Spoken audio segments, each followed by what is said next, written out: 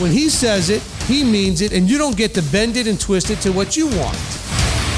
To reach the lost Israelites, the message has to go to everybody, and then the whomsoever will come. The ones who he draws will come. By the way, knowledge meaning what? Having a relationship with the truth. Oh, you learned, you got tons of information, but have you come into a relationship with truth?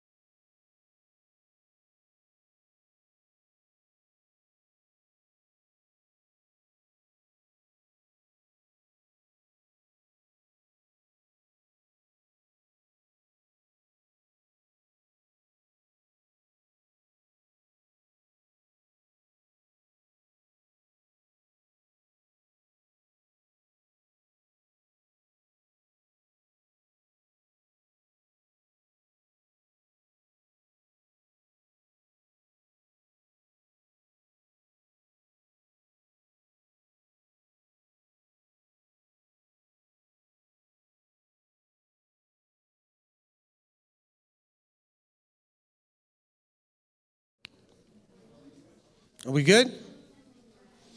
All right. Welcome, everyone. Hope you had a good lunch. Shh. Okay, let's get settled in.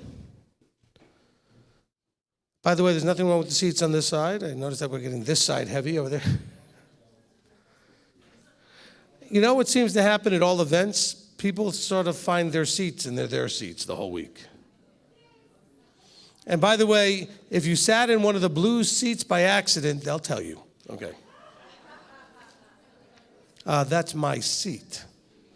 And then the either red or other colored blue over there might say, "Where's your name? I don't see it on there." The white will be like, "I'm sorry, I'll just get out of the way." And the yellow will be like, "Well, hey, it's fun to sit in a different seat. Come on. Rotate around, have a good time." Okay. Are we ready to get started? All right, so, okay, just a reminder. Okay, so this is the Up to the Challenge class. It's called Up to the Challenge because the question that I put forth in that statement is, are we up to the challenge of really the second commandment, which requires us to understand ourselves and other people? Understanding yourself will also help you in your vertical relationship, but really the second commandment, the second of the great commandments, to love one another, is a lot more challenging in a lot of ways than the vertical commandment. And so, because generally speaking, Yahweh doesn't do anything to irritate us. Oh, but we can irritate each other, okay? And so we lose our patience with each other and all that other stuff. Now, we may do things to irritate him, but that's a whole nother issue. He'll get our attention. All right, so we were using the ColorCode, or as the book, the new name for the book. I guess someone thought it wasn't politically correct to call it the ColorCode. So they changed it to the People Code. So if you go to look for it on Amazon, you can find it as the People Code, okay? Same book. It maybe has some additional things in it. This is a newer edition. They may have revised some things. I've got the already yellowing paper of the older book, okay, because I've had this book for over 20 years, all right?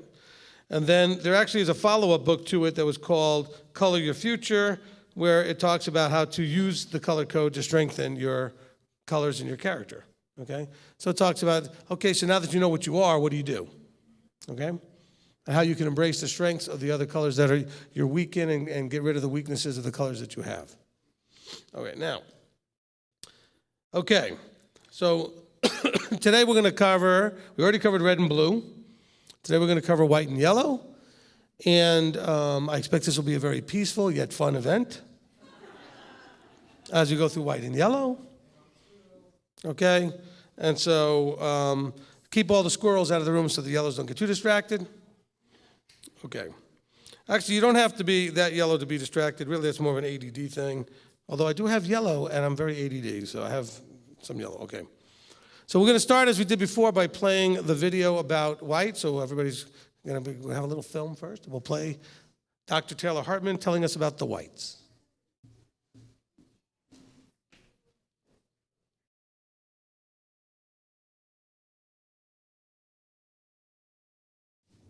Okay, now we can talk about the whites, which is always a pleasure because they don't talk about themselves. Have you ever been outside on a nice summer's day where there's a cool breeze? It's about 72 degrees. That's what it feels like to be with a white.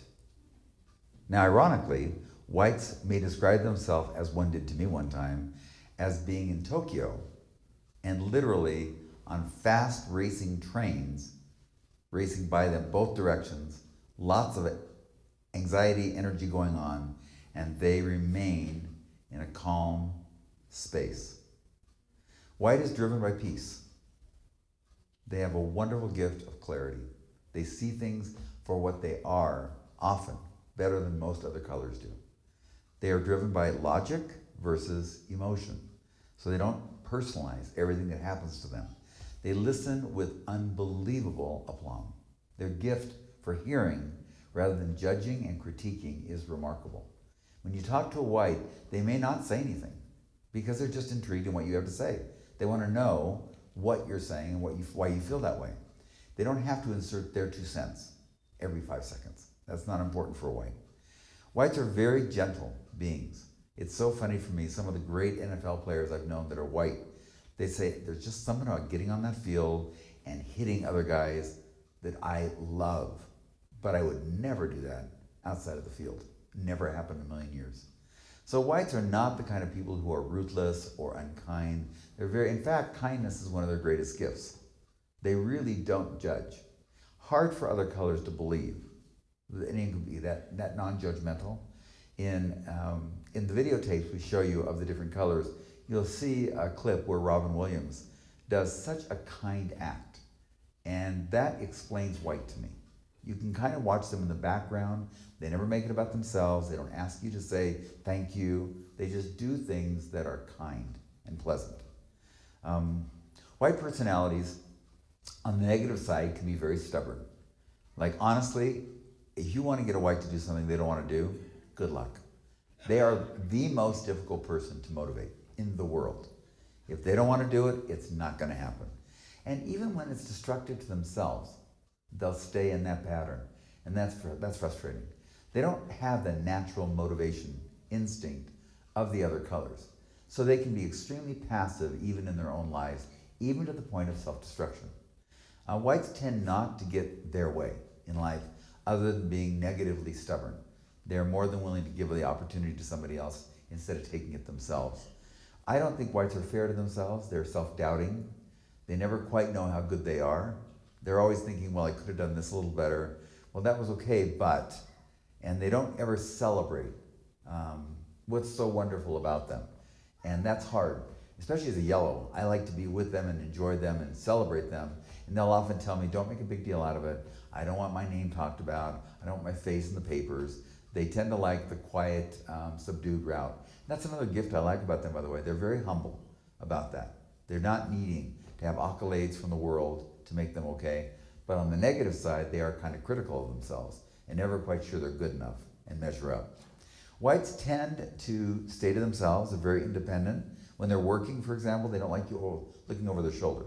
They would rather work on their own than with a group and get things done. They also, by the way, like to work against the fast, extreme tides of like business. Like when it's really busy, they would really rather be someplace else and working at their own pace, not being driven at the kind of pace. They're extremely competitive internally. They would never mock you. Like on the basketball floor, they would never put you down or bad talk you. They don't do that. They're not trash talkers. But at the same time, they're focusing always on what they can do to improve their shot or their game. And that's where whites excel. White personalities are by far the least understood of all the colors, and yet they bring an incredible strength and value to the color code and the field of humanity. I think about patience, for example. I would go down the freeways in Southern California, and they're always clogged. And my white daughter would say, Dad, why are you upset? You knew they were that way when you got on the freeway. And that's exactly right. And that's how whites see it. They just understand that perspective much better than most of the colors. And therefore, they don't tend to get as frustrated or angry as other colors do either. White. Think about it as silent noise. Think about it as a gentle breeze. Think about it as calm in the middle of crazy racing trains. White. So how did There you go. Thumbs up, right? Hey, he gave the thumbs up right there. All right, let's hear it for the whites.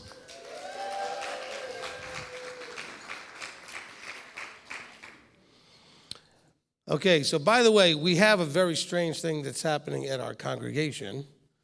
We have a family whose name is white, and most of them are Asian, so they're yellow. We got a family whose name is red, and most of them are black, and so we're very confused.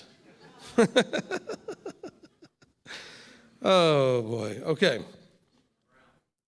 And we actually have the browns, and they're white. That's true, I forgot about that. So we are name and color confused. Okay, so let's talk about the whites a little bit. Now, I have to tell you that today is going to be a little bit tougher for me, maybe. We'll see how it goes along, because I don't have any white, but I don't interact with them because they're more quiet and independent and that kind of thing. And so they don't tend to stir up issues, and I don't have to, deal with their stuff quite as much. I don't have quite the hands-on understanding of the whites as I do the reds and the blues because I interact with them a whole lot more because they're much more interactive, right?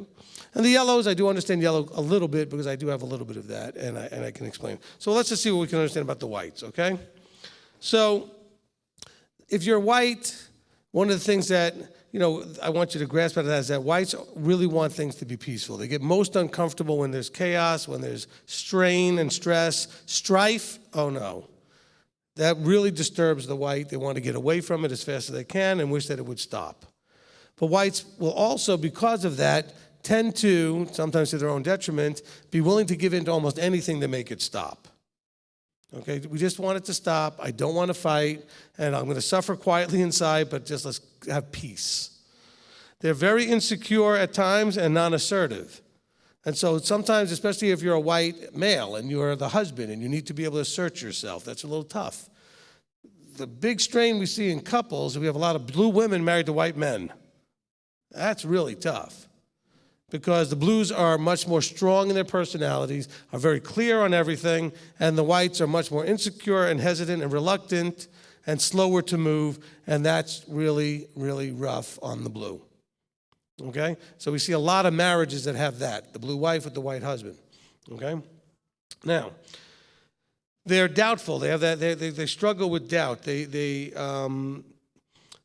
So if you're in a relationship with them, they're going to want you to constantly prove that you want to be in the relationship and do things that prove that you want them, that you love them, that you accept them, that kind of thing. They're not going to voice that or vocalize that. This is all quietly inside. That's one of the challenges with the whites is trying to figure out what they actually are feeling because they're not necessarily going to say it. They're very quiet, okay? With the reds and the blues, you're going to know.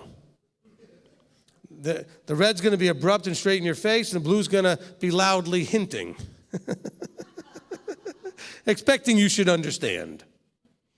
But the whites are going to be quiet. And so, and they're going to be stubborn about it. Well, what's wrong? Nothing.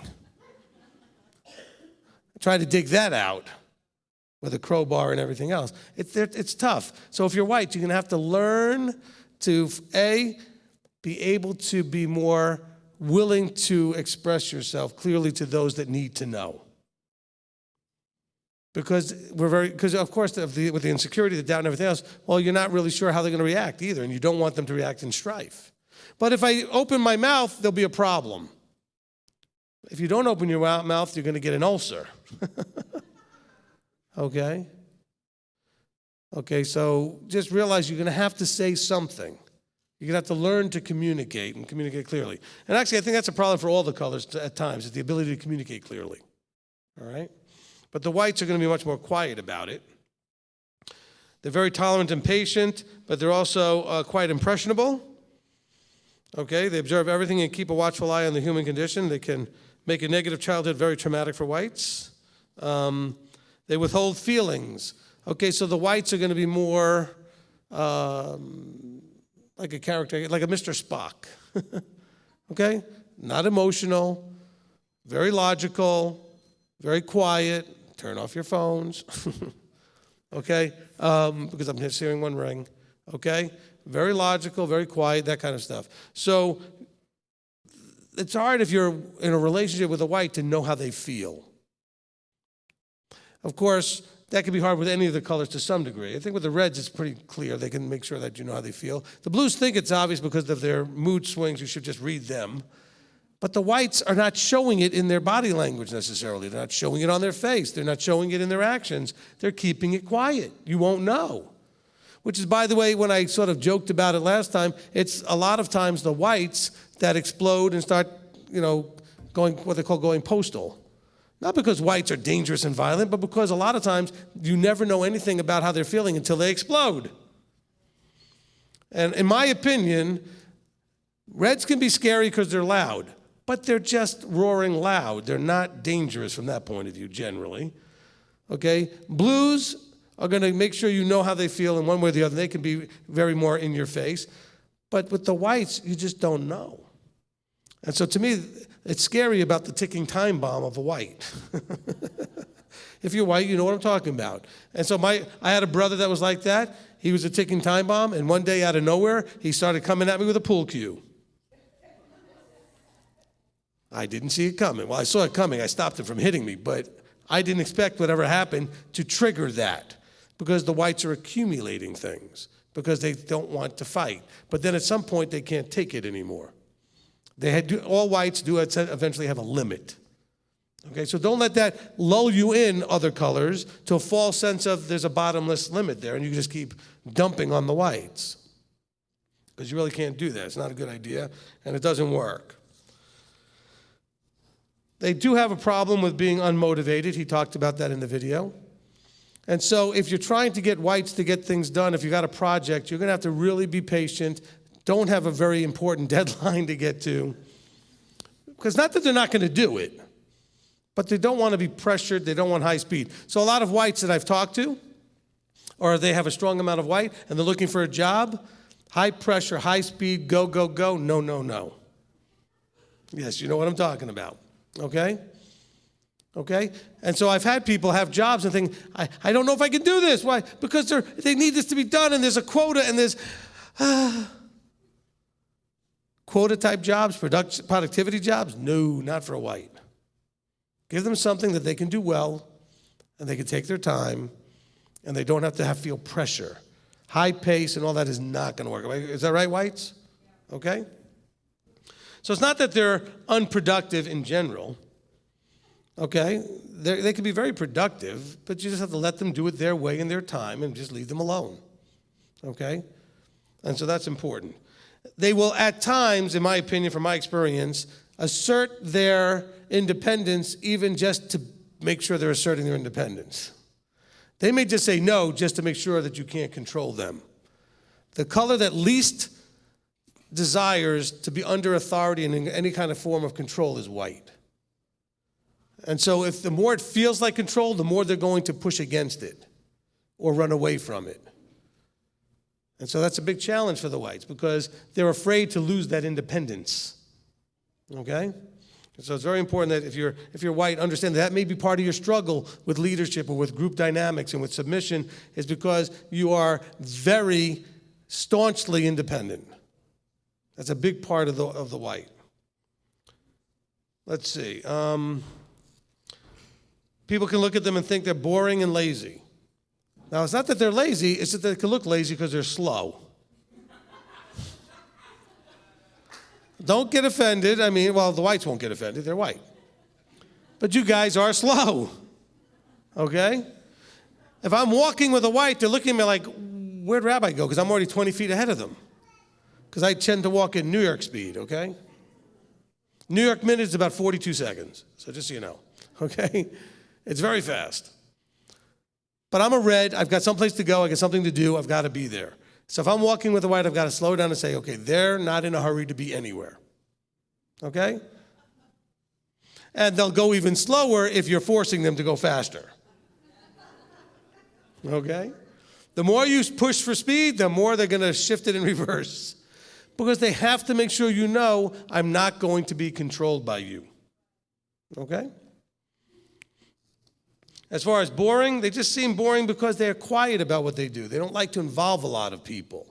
So it's not that they're boring. As a matter of fact, they're great at listening to us when we want to talk about all of our stuff. I mean, if you want to talk about a bunch of stuff, don't find me. I don't have time for that, and I'm not going to listen. I'm going to look at you like, are you done? Are you done? Are you done? Are you done? Oh, good, you're done. Okay? And the white will just sit there, smile and listen and actually be interested. They've got a great curiosity. And so they're interested. And they can research things at their own pace. And they can look into things at their own pace. And so whites are great listeners.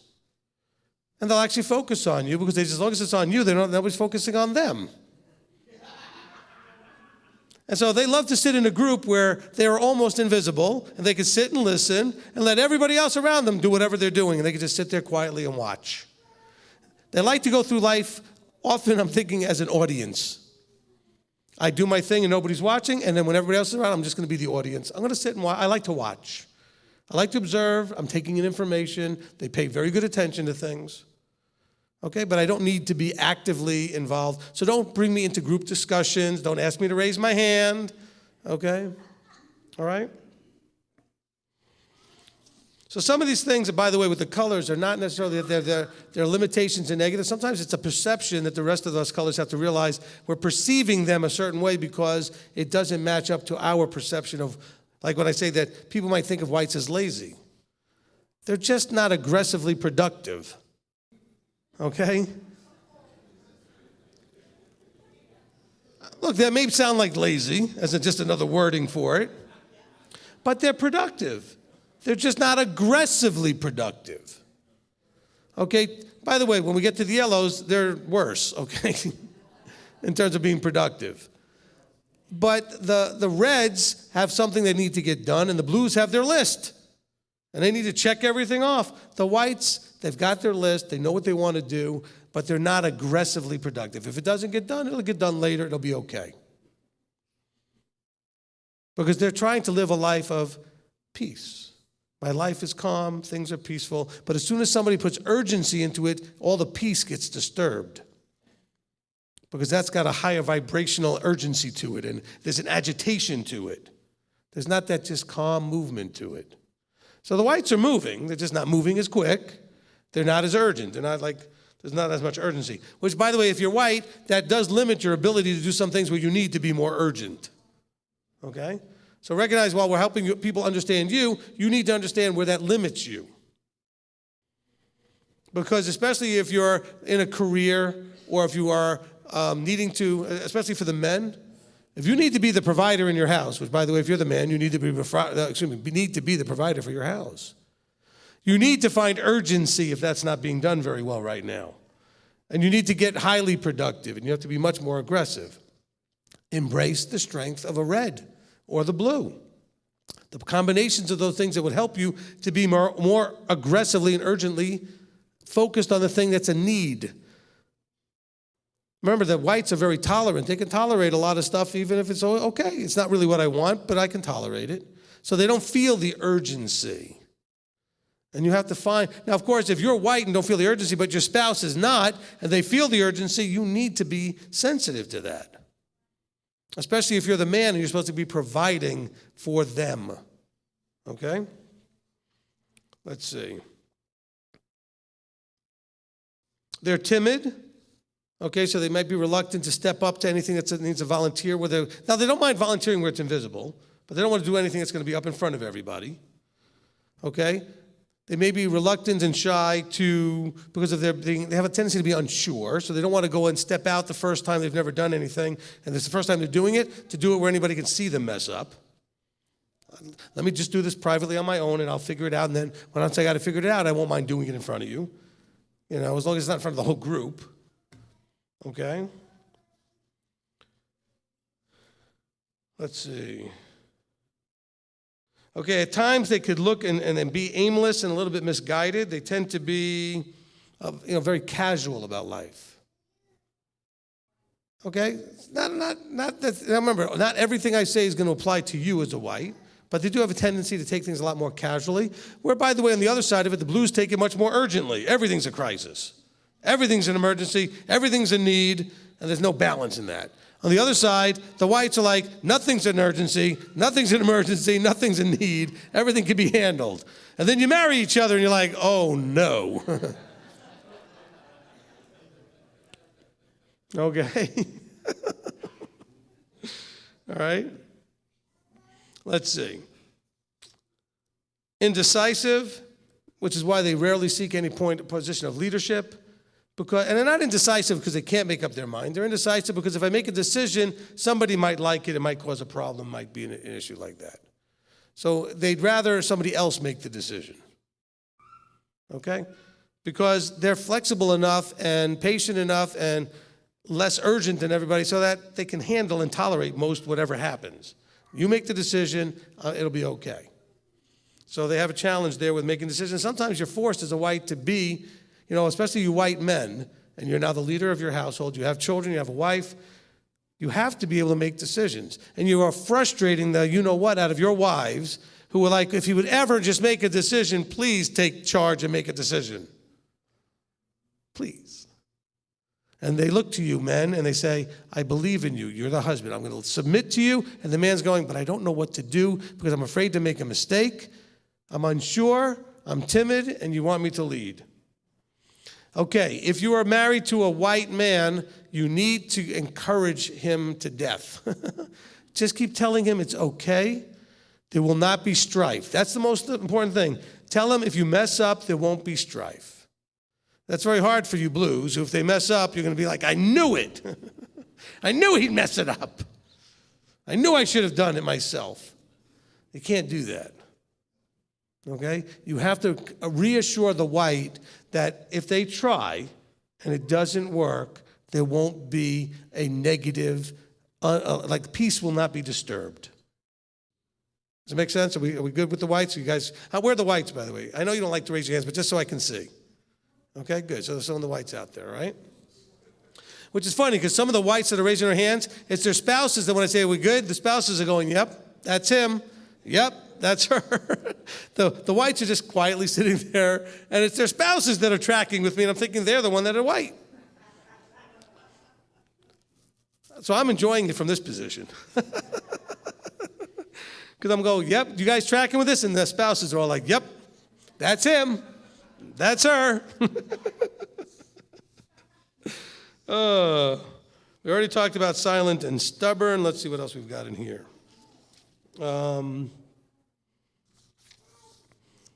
Okay. Limitations. Here we go.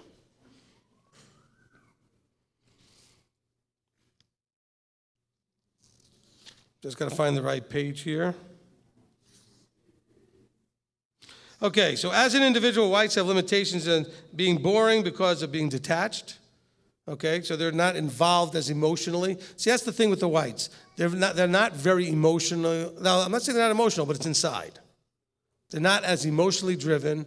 And if you're married to a blue who's very emotionally driven, that's where we have a challenge, right? Because you have the white that's not. And so the blue's wanting all this intimacy and all this emotional stuff, and the white's like, but I don't have the capacity to give you that. It doesn't mean I don't love you as much. I just don't do it in that emotional way. So they appear to be much more detached. They take a passive approach to life. Now remember, these are often things that are limitations. They don't happen all the time. Unresponsive and not openly excited about experiences. So if you're going on a vacation with your white spouse or your children, whether the ones who are white in your family or your friends, and you're going having some great time, it's going to be really hard to get them to let you know are you enjoying this? And they probably are, but they're just not going to be whooping it up like the yellows who are getting everybody's attention.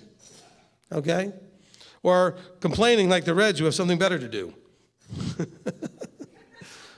Are we done? I got stuff to do, you know? Okay. You got to see how that works. When we go on a cruise, okay, I'm a big fan of cruises. And by the way, I don't want you to think I'm spending like thousands. I find deals where it's like $350 for each of us to go on a cruise for a week. Okay?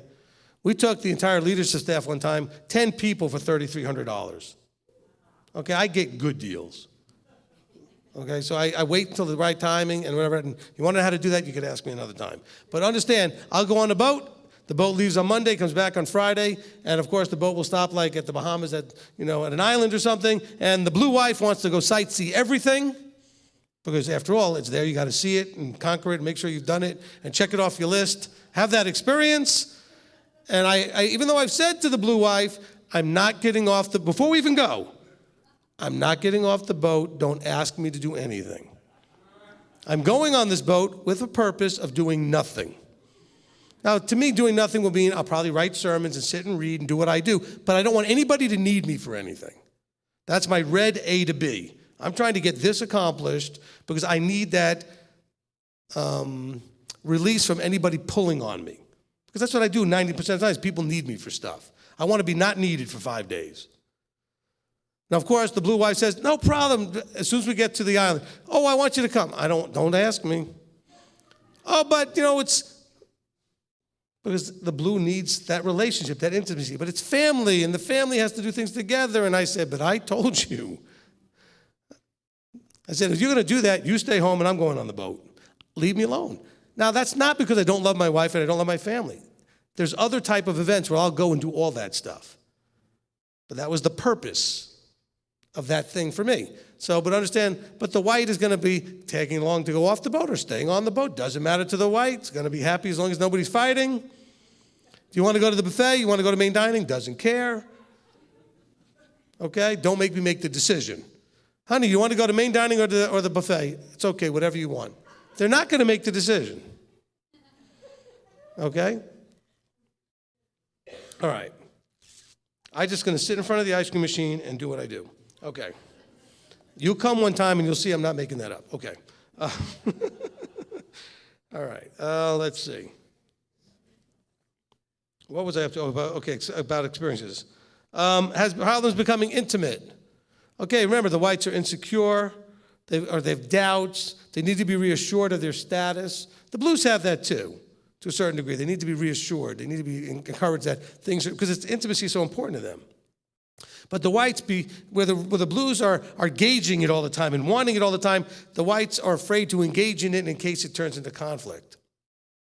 And so there's less ease of becoming intimate. So if you have a friend who's white, you're going to a lot of times you may feel like, I don't know why, I'm not sure if we really are as good of friends as I think, because I don't know why I can't seem to get deeper in the relationship with them. It's because they're not that driven. It's not that mechanism is not in them naturally. That doesn't mean they don't like you as much or appreciate you as much. It's just hard to be communicated in a way that feels intimate. Does that make sense? Okay. Let's see. Bashful and unsure of self, which is again why they like to be invisible. Easily manipulated into changing plans. It's not so much that they're just suckers and they're easy to manipulate. They just would rather say yes than fight. And if you know that, you can manipulate them into whatever you want a lot of times because they would just rather say yes than fight. But realize the ticking time bomb is ticking. If you do that too much. So you have to have sensitivities to your white partner, okay? When I say partner, I'm talking about either the husband or the wife. It's easier than just keep going back and forth. But when you have that sensitivity, you have to try to get them to communicate what they really want, but reassure them it's okay to say it. In other words, it won't be an explosion or a frown or a what or a negative. You have to make sure that they know the peace will not be disturbed. That peace will not be disturbed.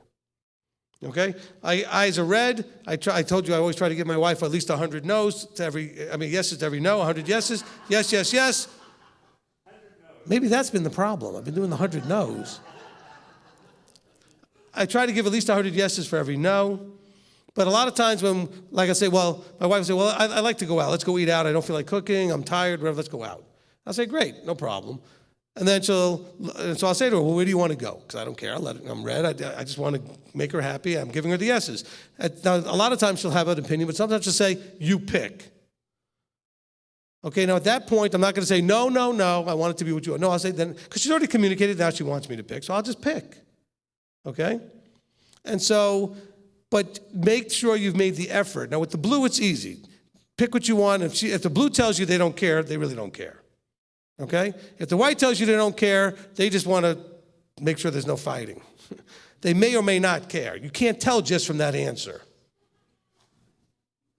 I'm serious, right? A blue or a red is going to say, if they don't say they don't care, they just don't care. The yellow just doesn't care. They just want to know if it's a place that's fun. If it's not fun, then they care. I've been there, that's boring, it's dumb, and blah, okay. But the white's not always going to give you, I don't want to say they're liars, they're not going to express the truth because they're avoiding any potential conflict. So you have to make sure you've worded it in a way that lets them know conflict is not an issue. And then you might get the answer you're looking for. Okay? All right. Because if you've asked them before and then they've answered and you've said, you want to go where? You want to do what? Then they're not going to answer next time for sure. You have now entrenched them even more in that behavior style. If you ask them to step out and they do and it doesn't go well, then next time forget it. It's hard enough to get them to come out of their shell to do the first one. There's no way they're doing it a second time. Okay. Let's see. Ambivalent about direction and goals to pursue. This is really hard, again, for the men that are white, especially if they're trying to lead.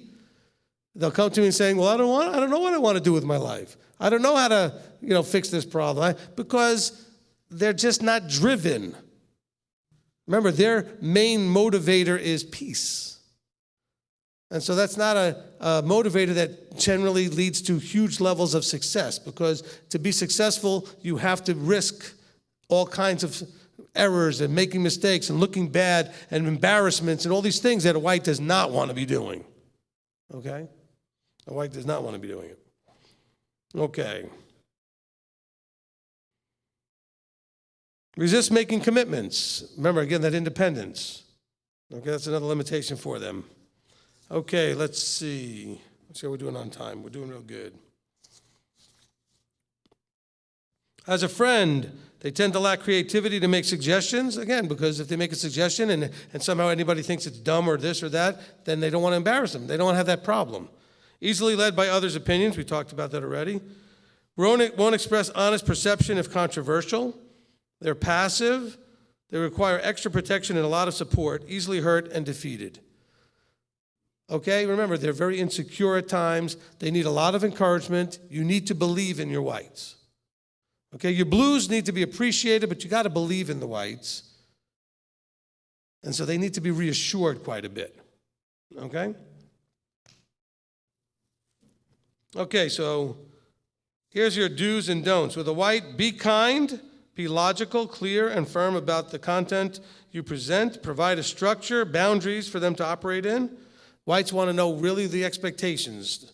It's important for them to know exactly what you expect so that they make sure they don't overstep in any direction so there's no conflict. Just tell them where the boundaries are. All right? If you tell the reds where the boundaries are, the red not really paying attention.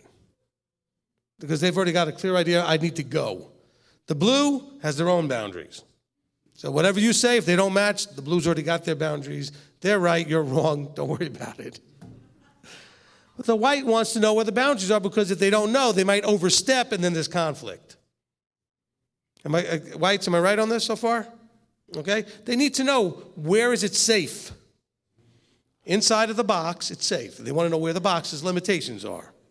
Okay? All right. Be patient and gentle. Really important with whites. Soft-spoken, be gentle. Even in conflict, lower the voice. Soft-spoken and gentle. You get loud, they're not even listening anymore. They're just trying to figure out how to get away. Okay? Soft-spoken, gentle. As soon as you get loud, you've lost any ability to move forward. They're not going to deal with you until you are quiet and gentle. Okay?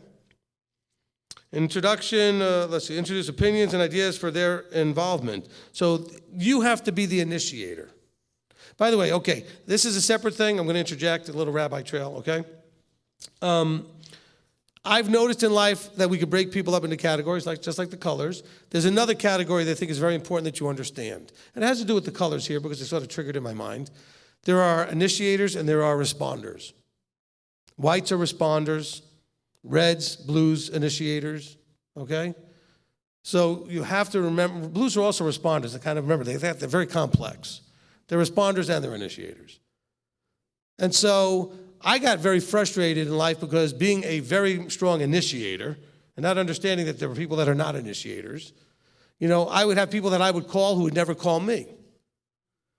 Okay, you guys know Uncle Bob and I are best friends. I call him 98% of the time. Maybe more.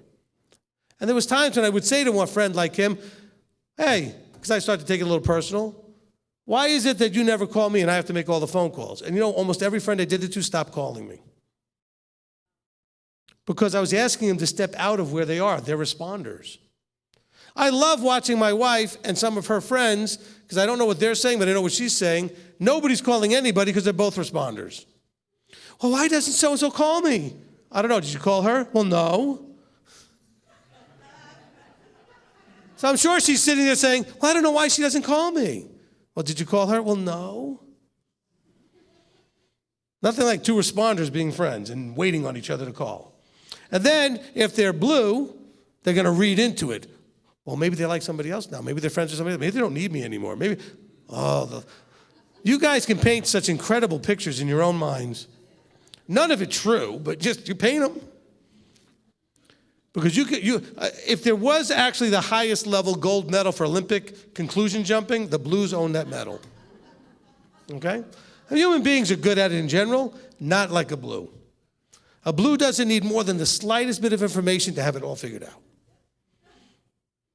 They know exactly what motivated you, why you did it, or why you didn't do it, etc. Doesn't take much. They got it all figured out. Of course, they're wrong most of the time because you can't do it with not enough information. Okay? So I'm not saying Blues are never right. I'm just saying, but they tend to do this conclusion jumping. But your whites, okay, they are responders. They don't respond very overtly. You have to kind of pull it out of them and get them to respond. But they're not initiating anything. They're not the ones picking up the phone and calling you. They're not the ones picking up the phone and texting you. They're not initiating things, generally. Now, texting is a little bit less intimate of having to speak to you on the phone, so they might prefer that, okay? But they're not the initiators. Again, this is a general, we're painting a pretty broad brush here, okay? Let's see. So you need to introduce options and ideas for their involvement. You introduce them, okay? And then reassure them it's okay for them to give their opinion. Be simple and open. They don't like things to be real complicated, which may lead to problems. Keep it simple for the whites, not because they're slow from a point of view like being not able to process. They just like to process things that are simple and slow. They don't like to get involved in things that are highly complex. More things can go wrong. The more complex, the more it can go wrong. I'd rather it be simple. The more simple it is, the more they feel confident that they will not be involved in something that can go wrong and have a conflict. Is that right, whites? Okay? So let's keep it simple. Acknowledge and accept their individuality. Be casual, informal, and relaxed in your presentation style with them. This one is tough. It says here, look for nonverbal clues to their feelings, but they're really good at hiding them. Okay? Look for them, but maybe bring a magnifying glass. Okay? A good poker face. Just because they don't want to give you the clues. Because if you read them, then there might be a conflict. Okay? It might stir a conversation they don't want to have. And listen quietly. Okay, you're talking to a white. If the white is actually talking, don't interrupt them. Oh, do I have a problem? I interrupt everybody, so what can I do? All right? So when I'm sitting with a white, I have to pull a muscle, and even all of you, if I talk to anybody, I got to just keep quiet because I want to figure out what you're going, figure it out quickly, and get to the next thing. That doesn't make it the right way to go.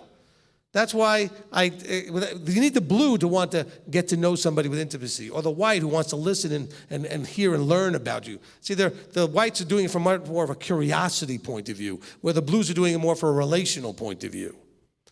And the red only wants to know, is this going to produce something? It's going to get us from point A to point B. What's the point, in other words? There's no point. We're just talking. Why?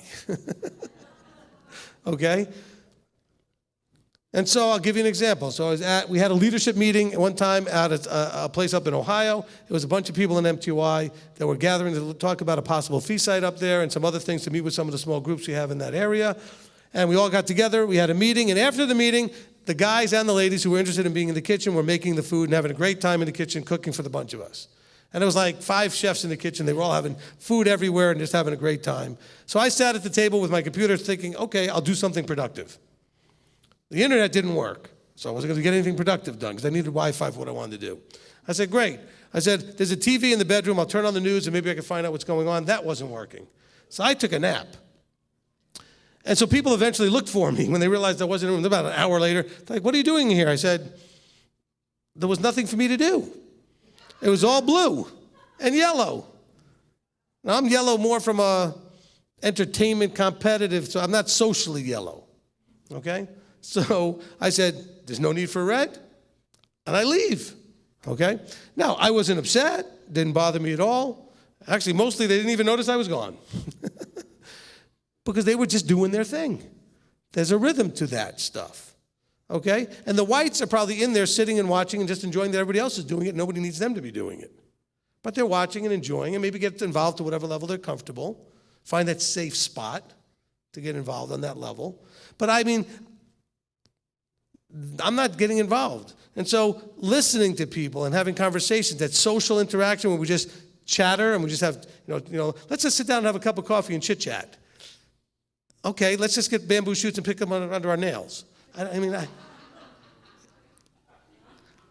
don't know how to do this, but you guys do who have these other colors. But if you do it with a white, do it quietly. They don't like it to be loud. They don't like it to be aggressive. They like it to be peaceful. All right. This is what you don't do with a white. Don't be cruel or insensitive. Don't expect them to need much social interaction. Don't force immediate verbal expression except written. So, okay, so those who looked at me funny, the whites that said, oh, no, texting is different. Okay, I get it. Here it is. All right?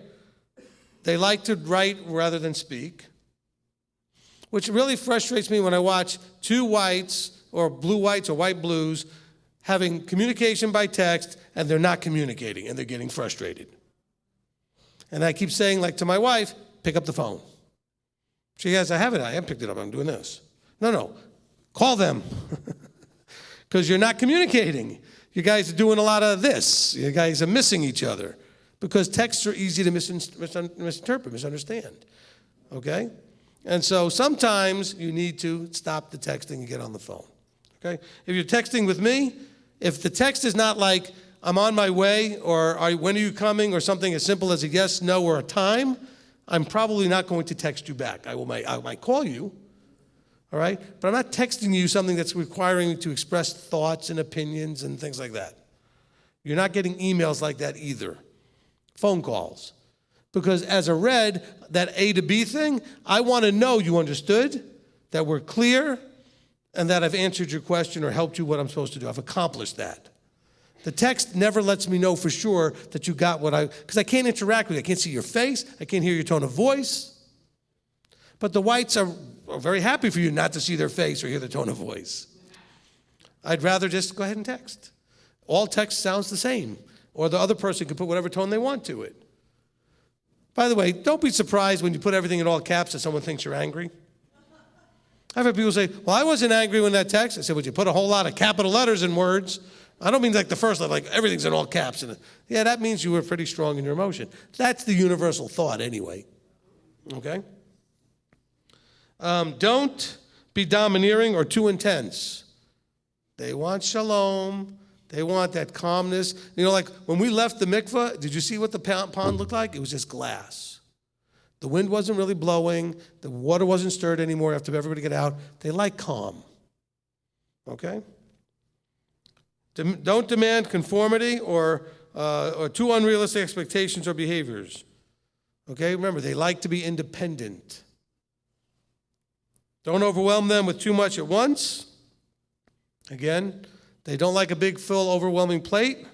They like to know that they have an easy, comfort, not easy, lack of pressure. The more stuff that's on them, the more they'll feel pressure. That's very stressful. So even if you have a lot of stuff for the white to do, don't give them it all at once. Give them a little of it at a time. Okay? Don't force confrontation. That's like the biggest no-no right there. Don't speak too fast. Don't take away all their daydreams. And don't demand them to be in leadership. Now, some of you guys are in big trouble because you're whites and you have a wife and you have children. You're in leadership. But you don't want to be in leadership. You just want to be married.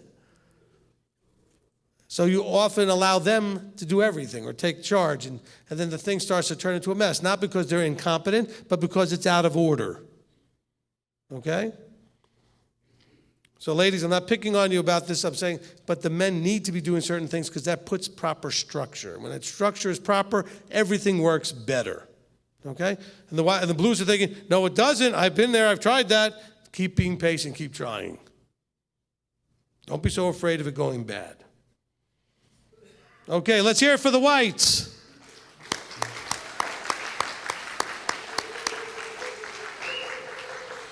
Wait, hold on. I think a white just texted me.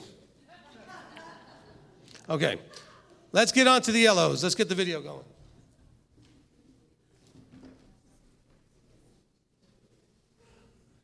We talk about yellows, and I'm yellow, so you know that I have a bit of a bias. Like, I love them to death. Sometimes I want to kill them, but I do love them. Yellows are driven by fun. Honestly, what makes yellows tick is they live in the moment. I remember the book that was written many years ago called Don't Sweat the Small Stuff, and I'm like, people bought this book? Are you kidding me? Of course I don't sweat the small stuff. Yellows don't do that. They truly are comfortable in their own skin and whatever they're doing at that moment. They're not thinking about what they should be doing, where they should be. They're happy where they are. In fact, yellows, by the way, wake up happy. Did you know that? They wake up in the morning happy. I remember one time I was working on being thoughtful. And that's not a real yellow trait, because yellows are kind of self-centered. And my blue wife said to me, oh, thoughtful, that's a real big one. I'm glad you're working on that one. As though it's an easy one. And I said to her, okay, you wake up happy every day and see how that works. And she was hysterical. She laughed and said, I never thought about that. I said, it's funny how we just take for granted things that we are. We don't even realize how much it means. But as a yellow, I love the fact that I start my day right. I don't start worrying about what I'm going to do.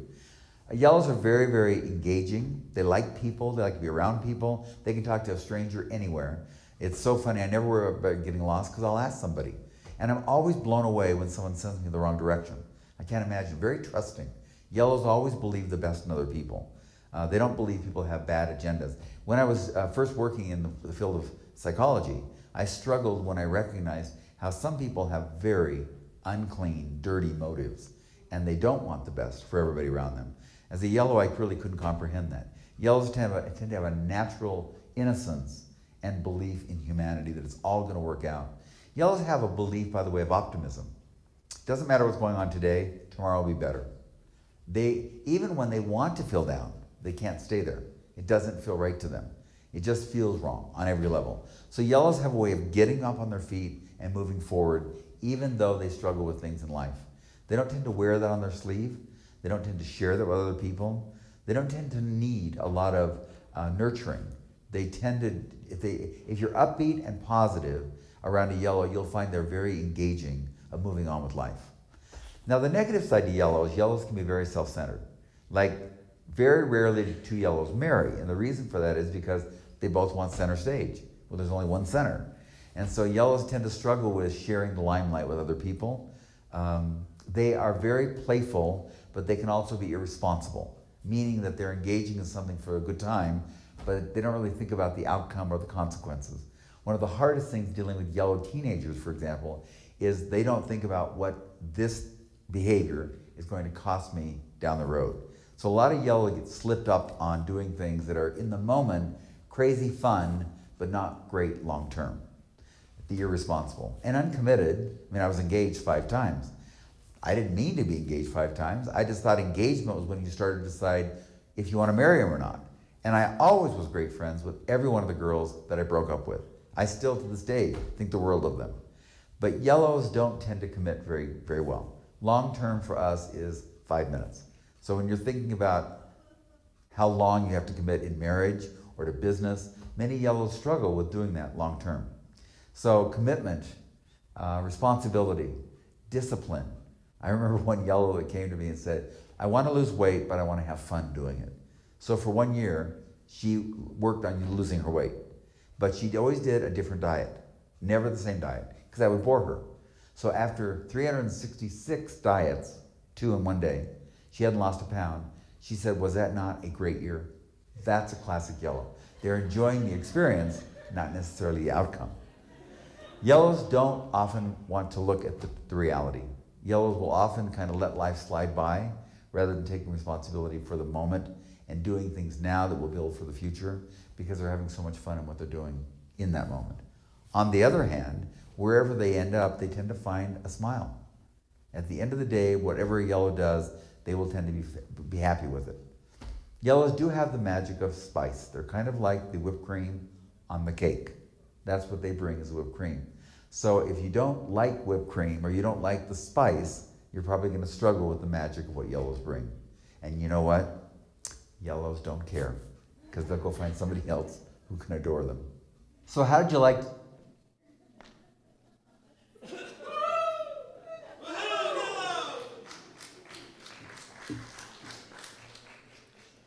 All the yellows are like, woo, yeah. Happy and fun. You know, we're going to talk about the yellows here, but understand one of the things he talked about, and we really haven't talked about it. I said, now the yellows are all talking. They're all excited. Oh, they're talking about us now. It's finally about us. Okay. I think what you find also with the colors, there's certain colors that have certain things in common, right? Okay, so reds and yellows and the blues and the whites have certain things in common that we just talked about here, that the idea of life being predictable. Okay, the whites and the reds would the whites and the blues want things to be predictable. They like it when they know what's going to happen and they can expect what's going to happen and they can think forward. And so the blues and the whites have that in common. With the reds and the yellows, they don't care if it's predictable or not. As a matter of fact, they prefer it to not be planned and predictable. Like when I come up here with no notes and just like, no, I don't have any notes. I just brought the book up with me, okay? So, whereas that would be really scary to a blue or a white to walk up without it all thought out, planned out, know exactly what you're going to do, okay?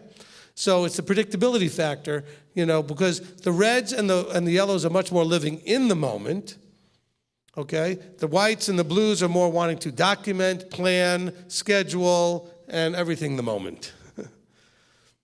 And once we get to the moment, I try to get my blue wife to say, can we just enjoy the moment? No, we need to take pictures, and we need to do this. We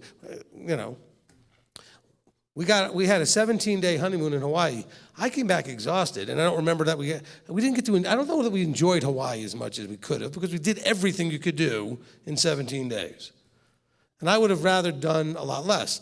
Okay, the yellows also would rather do a lot less. And just, as a matter of fact, they may have already had appointments and had reservations, and they can miss that because in the moment they're having so much fun. Who cares? I'm having fun right now. Okay? Of course, the blue is looking at their watch going, well, we're going to miss the reservation. And the yellow's like, but we're having a great time. Who cares? Okay? We're having fun now. Why do you want to interrupt my fun? Okay? Let's see. We're going to start talking about our yellows here.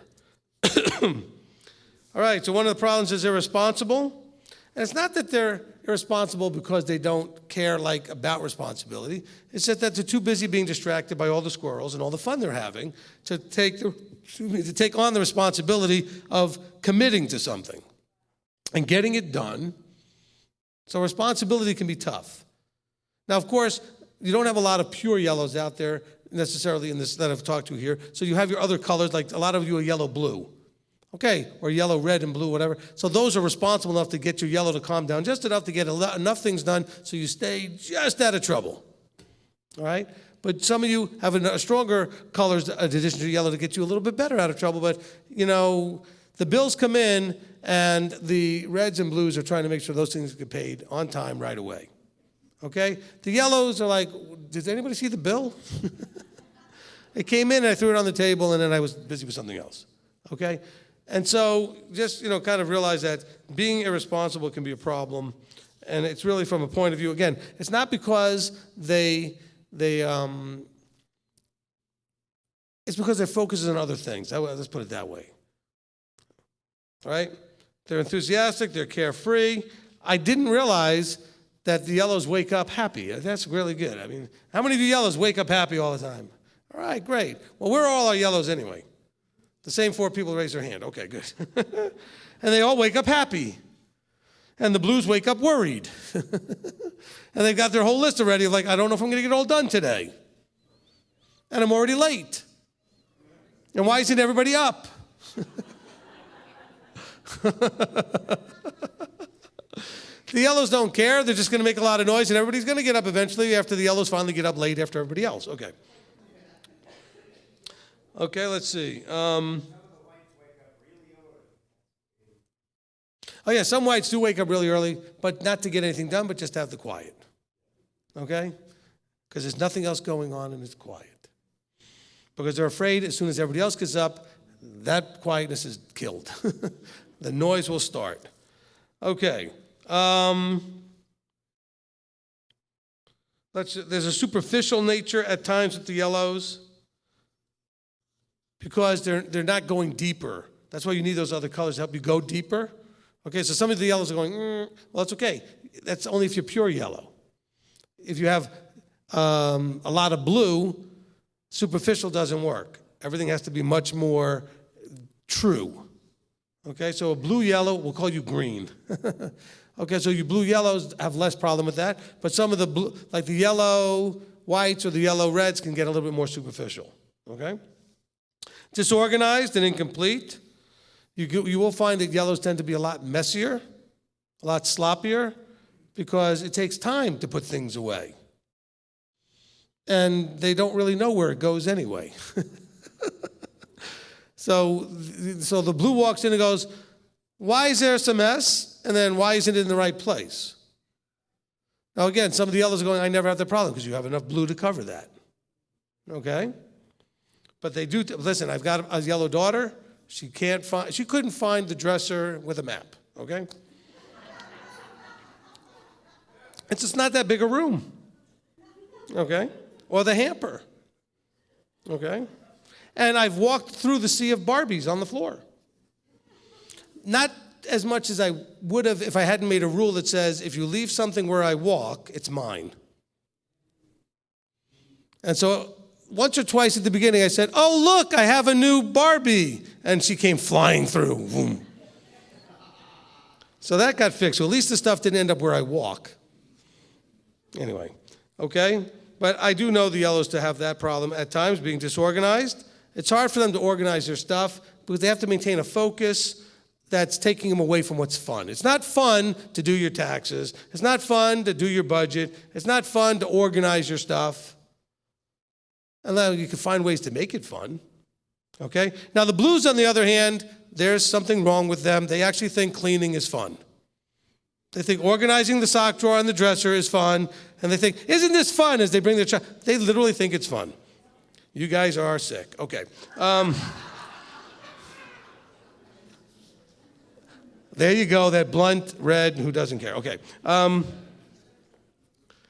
My wife and her sister, who were very blue, used to compete when it came to cleaning on Friday for preparation day, and they thought it was the most fun thing ever. My so-called sort of semi-adopted daughter, Sarah Beth, and my wife will have the greatest time organizing and cleaning everything and think it's the most fun thing ever. I'm like, you guys are weird. Okay. But I'm glad somebody likes to do it.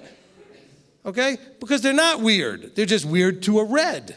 And they might be weird to a yellow, but that certainly makes sense to all you blues. Okay?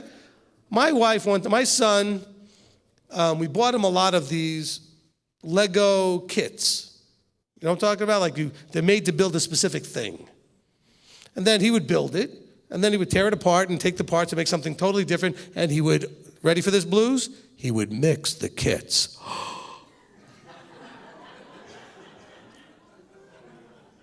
No, you don't mix the kits. Right, blues? Oh, that's not what it's meant to do. And then he'd put them all in the drawers and put them all. So my wife will be sitting there in the playroom with all these Legos everywhere, spending hours putting it back and complaining about the mess that he made. I said, why are you complaining? I've never seen you happier. And she goes, well, you're right, I guess. She was loving sitting there separating everything out, separating out the bricks by color and this and that. And I was like, having a great time. Why are you complaining? You know? Okay. Yellows. Let's see. Impulsive and undisciplined. Okay, spontaneity, that's a big yellow thing. Okay? Impulsive, spontaneous. Don't be spontaneous with the white or the blue. That's not going to work for them, not at all. Okay? Spontaneous can work with the red. So that's why remember the chart had the reds and yellows on one side? Okay? And where the whites and the blues are on the other. So you have some of that goes together.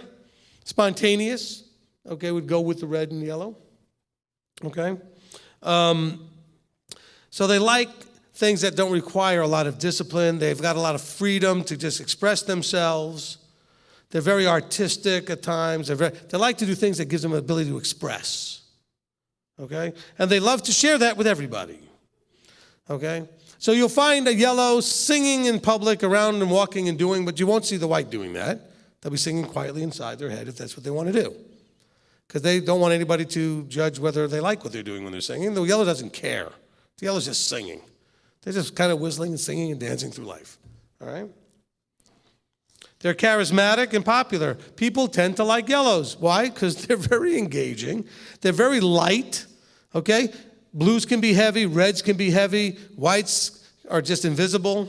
Not trying to pick on you, but, you know.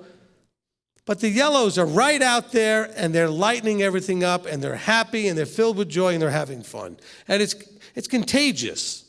You want to kind of join in with it, you know, or if you're white, sit and watch it. Okay?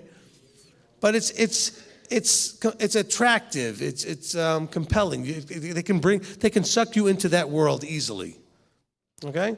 Because they look like they're having so much fun. We all want to have some fun. So let's go and join them and see what we can do to have some fun, right? So they have a lot of charisma. They're popular. But they're also, because, like he was explaining, they see the world through that very sort of childlike way and just having fun. They can often be naive and not realize just how ugly things are. Now, some of them have already had, if you're not a young kid anymore or even a young adult, you might have had enough experience in life to know that that's just not going to work. But they started out that way, which is probably why some of the awful things that have happened to yellows happened, because they just didn't expect anybody could ever treat them that way. So yellows take it pretty hard. When I say take it, I mean that they're often targets of getting really hit pretty good because they don't expect it. Okay, they don't expect it. Blues don't get it necessarily as much because a lot of times the blues don't trust anyway. They're more cautious. Whites are also being cautious because they don't want to be involved in that way. But yellows don't expect it. They just think everybody's just out to be nice and have a good time and just very light. Okay?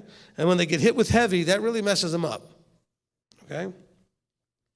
They can be chatterboxes, so a lot of the yellows can just be, I mean, you know, if I get in the car with my daughter and have a 4-hour drive, she will do this the entire 4 hours. Okay? Not a problem. As a matter of fact, she'll glare at me if my phone rings and I'm not allowing her to do this with me. And chatter, chatter, chatter. And she'll be sitting there like this, actually, with her arms crossed looking at me like. And I'm like, what? You're on the phone. I want daddy time, you know. And then she wants to chatter, chatter, chatter, chatter, chatter. So they can be chatterboxes. They like to talk. For you whites, they're part of your problem because they're loud. Okay, we're with a group of people at Oneg. That's what we do, our fellowship meal after services, or we could be anywhere. And all of a sudden I hear the contagious shrieks of glee and roaring laughter. And I have to say, hey, yellows. And I'm always teasing with that. They're the ones that are just roaring and loud and just over the top having a good time. Okay? That's your yellows. They're the ones cheering the loudest and having the most fun. Let's see. With our yellows. Yellows can often have little regard for the property of others. They'll take it, use it, don't really pay a whole lot of attention to whether or not they break it, damage it. They were busy having fun with it. Okay, they don't understand why you care about it. Hey, we'll just get another one, you know? Or we'll just play with something else. And so some of you who have yellow spouses or yellow children, you understand what this is like. Okay? The blues and the whites will likely take care of your stuff very well because they care about things being done right and handled right and morals and respect and that kind of thing. The whites are going to take care of stuff probably more likely because I don't want conflict, so if something were to happen, I'll be in trouble, there'll be conflict. Okay? Let's see.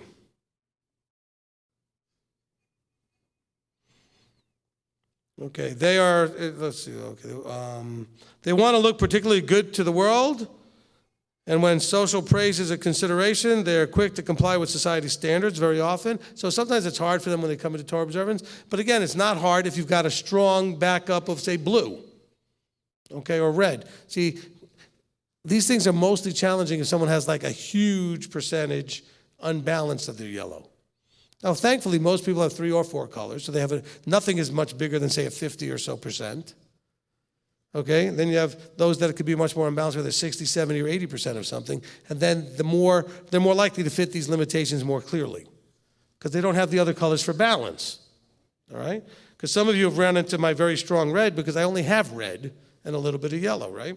Okay, so let's look at some of the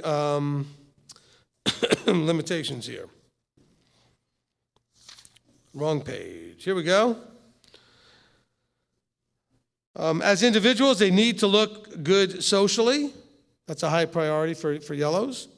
Okay? So they care about what they look like. They care about their clothes and how they dress. They care about how people receive and perceive them. Whereas, you're not going to find that quite as much with the whites. The whites are just going to be like, I'm just going to try and make sure that nobody's noticing me. So they're going to look in the mirror and go, is this something that will draw attention? And the yellows are going to look in the mirror and say, is this something that will draw attention?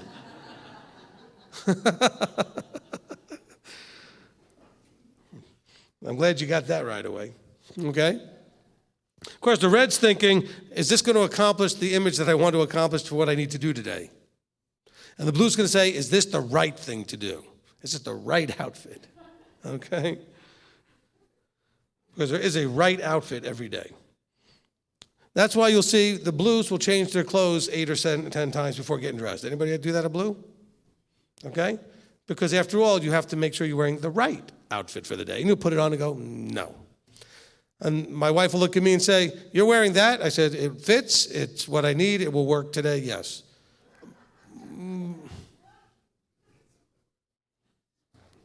All right. They can be irresponsible and unreliable, self-centered, egotistical, flighty and uncommitted. Okay, flighty meaning that the squirrel over there may distract them from over here, so they could run over to the squirrel over there. Okay? When I say squirrel, it means there's more fun happening over here. I'm going to leave this party to go to that party. Okay? I'm having enough fun over here, and then I realize, wait a minute, they're having a lot more fun over there. Okay, let's go over there. Lots of talk with little action. They enjoy talking about what they might want to do and dreaming about stuff and everything else, and they're not as much concerned about actually doing anything. I'm not saying they don't. I'm saying it's not as big a priority, okay? Superficial, mostly interested in a good time, unwilling to experience pain in order to produce quality. Okay? Yellows are very much about, okay, you give them a task, and if there's any way to consider possibly the minimalist of possible ways that it's actually accomplished, then they think they did it. Well, I thought I told you to go clean your room. It's clean. Walk in, there's still stuff all over the floor and everything else. Somehow they thought that was clean. Because it was interfering with the fact that if I do this, then I won't be able to have fun. Okay? Anybody get those eye-rolling looks from their children, especially if they're yellow? It's like, ugh. Okay? Now, some of you yellows are making funny faces at me because these things don't match with you because you're not yellow enough. Your yellow is not dominating. That's fine. That's good.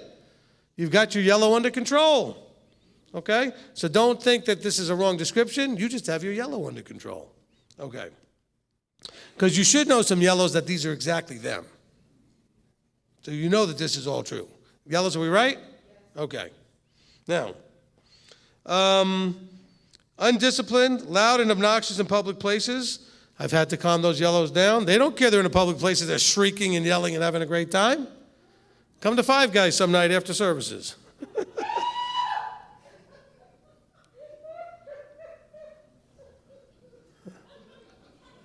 See, notice that every color I talked about, so you can't hear this on the camera, got a little bit of like laughs, haha. No, some of these I'm getting loud laughters now. The yellow's like, oh yeah. Oh yes. Okay. Loud, okay. Exaggerates successes and omits unpleasant truths, unable to confront or face issues. So yellows can have trouble facing things straight on. Okay? That's hard. All right, let's see. How are we doing on time? We're doing good.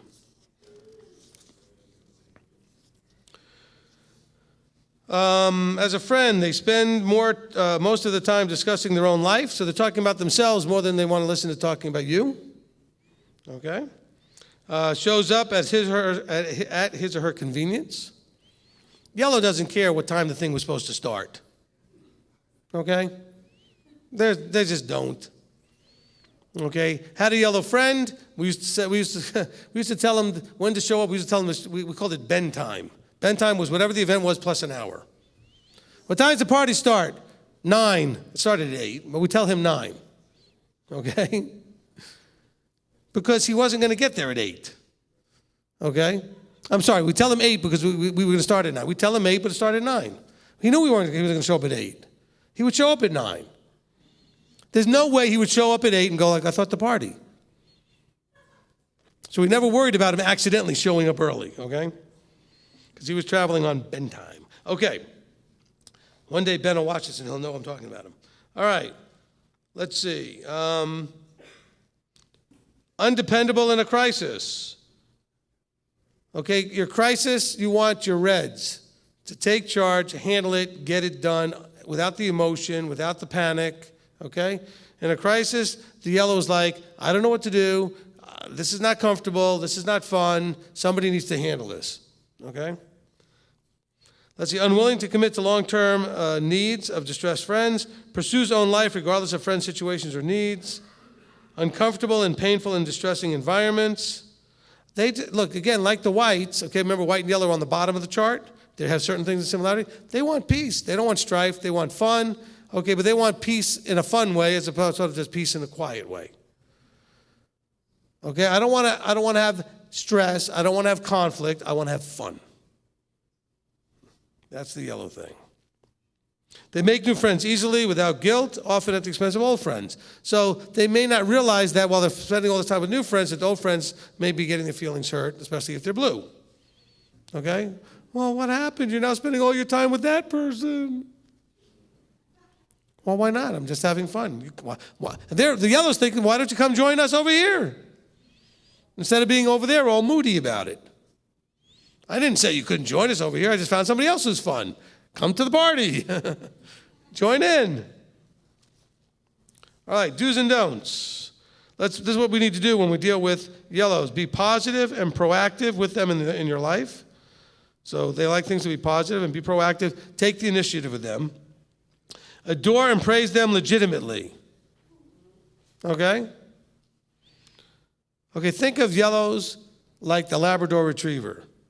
Okay? They just want to wag their tail and come over, and they want you to pet them and just adore them legitimately and give them good attention, and they're just happy. And let's play for a little bit. But they're also the Labrador Retriever that when you throw the ball, they run to the ball, and then they go somewhere else. There's a part where you're supposed to bring it back.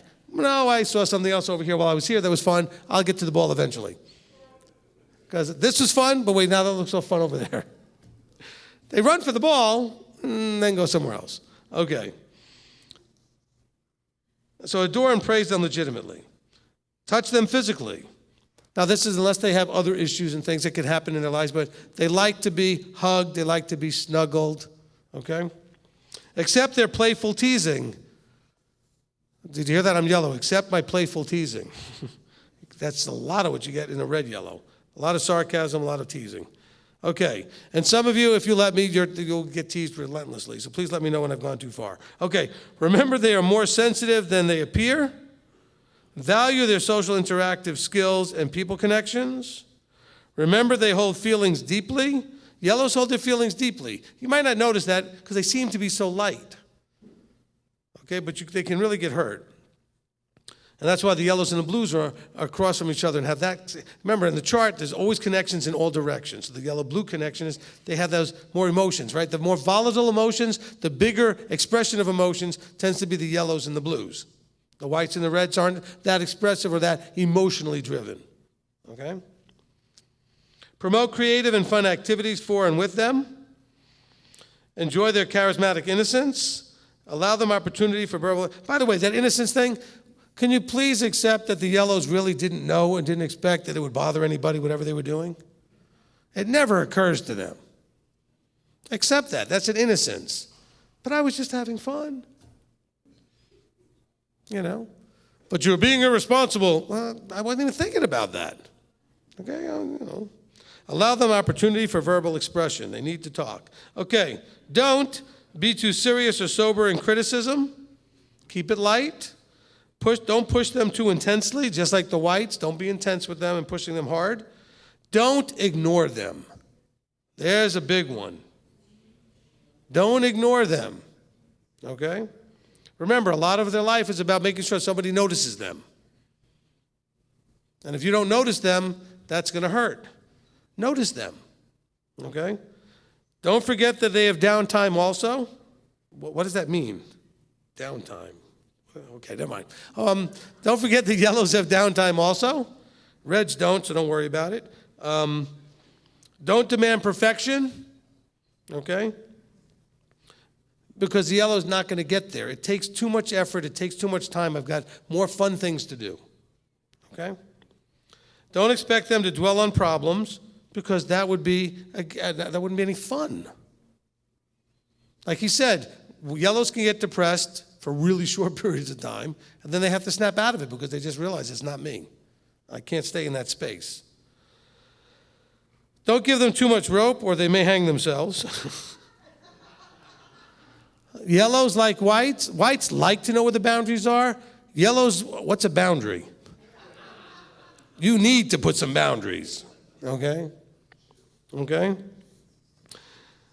So the yellow, the white will not feel comfortable not knowing them. The yellow will be more uncomfortable when you put them there because they're just running around saying, why do I need a boundary? Everything's just going to be okay.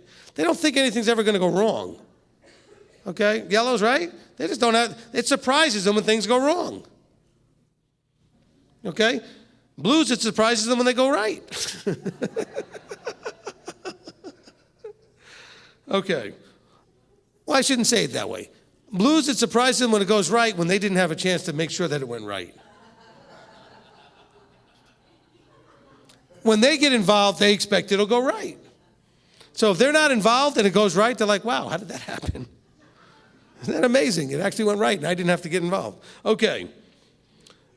Don't attack their sensitivity to being attack their sensitivity or be unforgiving. Very important that you have that with them. Don't classify them as just lightweight social butterflies. Okay? They might look very light and they run around and they're mostly about fun, but they have more depth than that. Okay? It's just hard to see sometimes through all the loud, gregarious joy and everything else they're doing. But it's there. Don't totally control their schedules or consume their time. They need the spontaneity time. They need to have the freedom to just have things come about and just happen. Okay?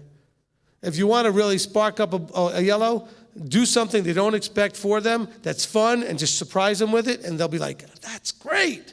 That's like the greatest thing ever. If you do that to a blue that's already on a schedule, they're like, oh no, I've already got something to do here. Okay, I don't have time for that. I got a schedule. That could be problematic, okay? All right, so that's our yellows. Let's hear for our yellows.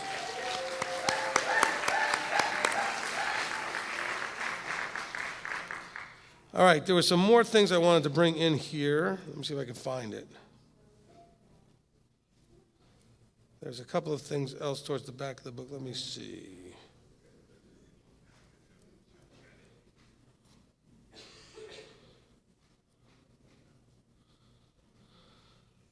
Oh, let's see. Excuse me. All right, well, we only have a little bit of time, so I'm going to just talk randomly, okay? Which is not like I haven't already done that for the last hour and a half, okay? I hope that this was useful. Okay, but as a red, let me explain what I was trying to get you to go from as far as the point A to point B. I want you to really start to understand yourself.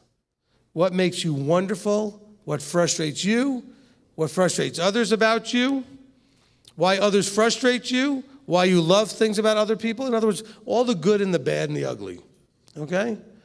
So that you can understand how you can then work with that. because there are certain things that are about you that make some aspects of life really easy and very good, and they are very successful, whatever that means in that area, right? Whatever the success is defined as. When you're supposed to be having fun, then being successful having fun. When you're supposed to be successful of getting a task done, whatever that takes. Different things. Sometimes we got to learn to be successful at having peace, like the whites, okay? Accomplishing and leading like the reds, caring about right and wrong like the blues, having fun like the yellows, seeking peace like the whites. Now, and then the next step, of course, would be that the more you can understand yourself, hopefully you'll now understand other people, which should make you more, A, tolerant, patient with them, but B, figure out how to approach them to be successful. That's why I read the do this with each color and the don't do that. If you want to get a white to do certain things, then now you know how to approach it. You want to get a yellow to do certain things, or the blue, or the red, you should know how to approach that.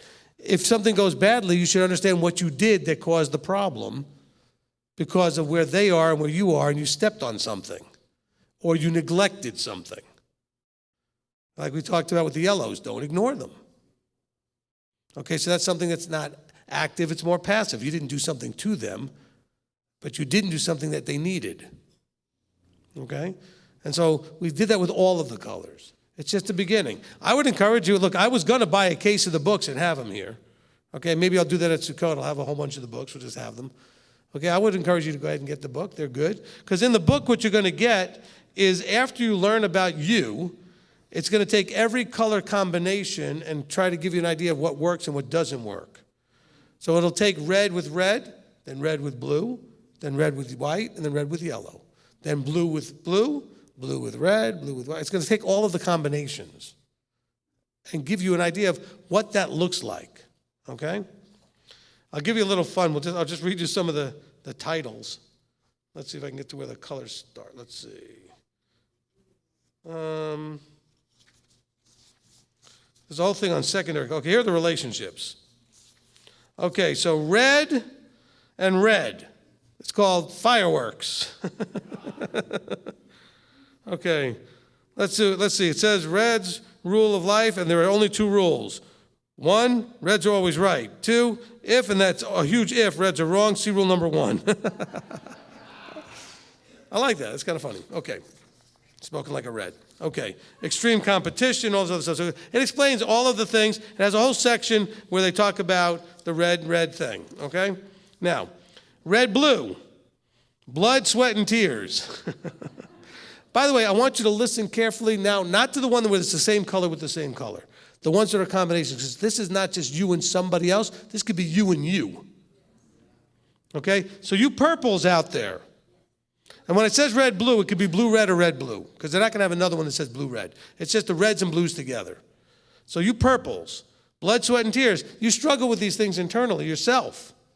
Okay? It says no other combination of personalities must work as hard to be successfully compatible as a red and a blue. Ask me and my wife, we can explain that to you. And we're awesome, but it isn't easy because we're so challenged because of the combination is so tough. Okay? Both want to be in control. They are equally strong and determined individuals. However, their motives, needs, and wants and behaviors are mostly opposite. Okay? Theirs is a difficult union, and yet strong sense of a commitment and loyalty they share substantially increases their chances for success. They each assume responsibility for various roles and must respect each other's leadership in these roles. And it goes through all kinds of things about comparing their needs and their wants and their styles and everything. That's all kind of a really cool thing to go through. And by the way, you can see the same thing when it comes to that in dealing with it from a point of view of if you're a parent to a child. You're a red parent with a blue kid. You're a blue parent with a red kid. Okay? Red-whites, fire and ice. Okay? Red-white relationships are one of the most common combinations found among the personalities. Remember I told you the whites are really the only ones that can handle the reds in an easier way than the other two colors. Okay? They share many traits, power, orientation, being self-serving, and needing respect. Interestingly, even their differences are often more complementary than distracting. For example, reds like to lead and whites enjoy following. The red says, meet Tarzan. The white says, terrific. Jane sounds good to me. The red is impatient, and the white is quite patient, which further encourages the relationship. They accommodate themselves to the other's innate limitations and enhance others' natural strengths. So it's a good combination, the red-white. Okay? Not really great when it's white-red if the white is the husband and the leader. Doesn't work as good. Okay? In friendships, red-white can be fine no matter what your gender is, but in a marriage, the red being the husband really works a whole lot better than the white being the husband. Okay? Because I've counseled quite a bit of white-reds where the husband's the white. So it can be really tough. Okay? Let's see. Next, we should have the red-yellow, which is, let's see if I can get to it. Here we go. Red-yellow relationships, friendly fire. Why is it always something about fire with us reds? This combination of personalities is a vibrant one. Reds and yellows enjoy verbal bantering and enjoy freedom from most of the emotional baggage and heavy sentiments experienced by other personalities. They are adventurous and energetic and often amaze and amuse friends with their zest for living and their many accomplishments. They often struggle with the self-centeredness of the yellow and the selfishness of the red. The obvious commonality is their preference for looking out for number one themselves. They're both excited about change. There's a whole lot more. This one didn't have a small paragraph, so I'm not going to read the whole thing. Okay, so there's your red-yellows. Let's continue. And what do we get next? The blue. The blue-blue relationship. Of all the color blends one finds in relationships, blue-blue combinations run the deepest emotionally and commit the longest. Blues are intimacy-based, and two blues have twice the commitment.